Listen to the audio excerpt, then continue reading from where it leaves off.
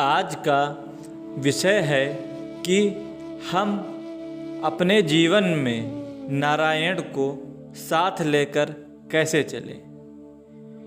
जो व्यक्ति नारायण को अपने जीवन का संचालक बनाकर व्यवहार के रण क्षेत्र में अवतीर्ण होता है, अर्थात जो व्यक्ति नारायण को साथ लेकर सत्य के मार्ग पर चलकर जो भी फल प्राप्त होता है उसे नारायण की इच्छा समझता है, वही मूल रूप से सफल व्यक्ति होता है।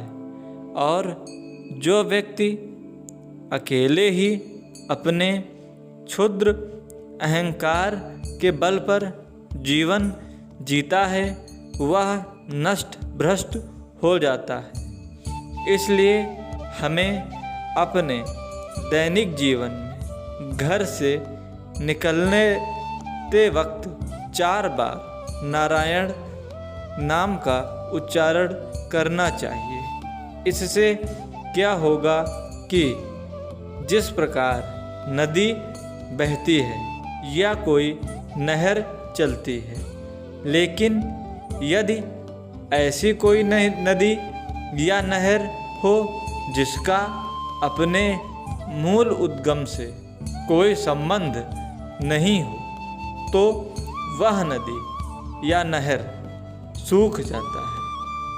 ठीक इसी प्रकार जीव की बात है। जीव मतलब हमारा वास्तविक रूप, इसका मूल उद्गम नारायण परमेश्वर है।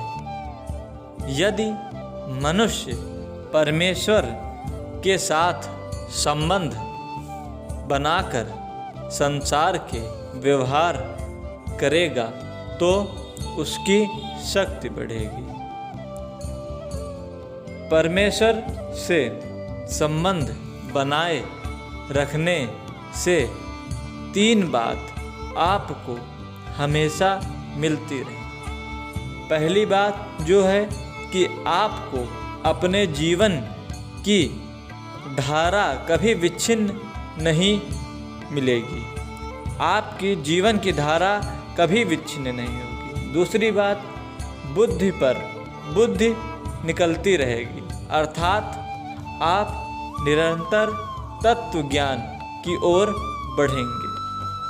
आपका आंतरिक ज्ञान भंडार बढ़ता रहेगा। तीसरी बात, आपके जीवन में हमेशा आनंद आता रहेगा। लेकिन इसके विपरीत यदि आप ईश्वर के साथ संबंध तोड़ देंगे तो जीवन की धारा भी कट पिट जाएगी।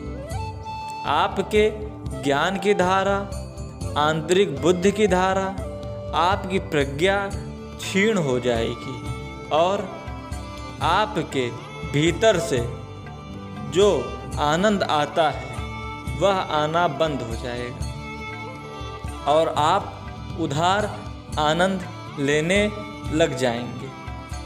तब आप दवाओं से जीवन लेने लगेंगे, किताबों से बुद्धि लेने लगेंगे, दूसरों से प्रशंसा की भीख मांगने लगेंगे तथा आपका निरंतर विषय भोग में दिमाग लगा रहेगा।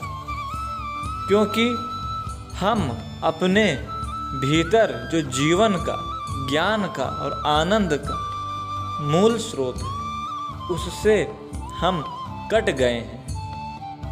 हम समझते हैं कि और सब बातें भूल जाएं तो भूल जाएं, परंतु यह बात भूलने लायक नहीं है।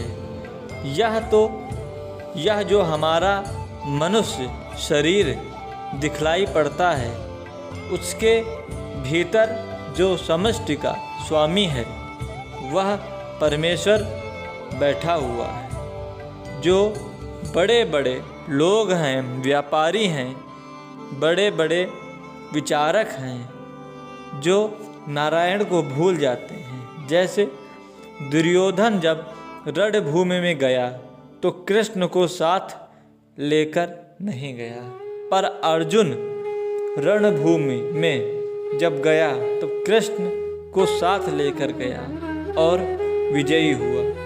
तो गीता की ओर से हम निवेदन करते हैं कि आप कोई भी काम करें तो उसे अकेले, असहाय, दीनहीन नर के रूप में न करें। कृष्ण को अपना साथी बनाकर उनकी मदद से अपना काम प्रारंभ करें। आप असहाय हैं यह मत समझें, यह समझें कि आप जो भी काम करने जा रहे हैं कृष्ण आपके साथ हैं।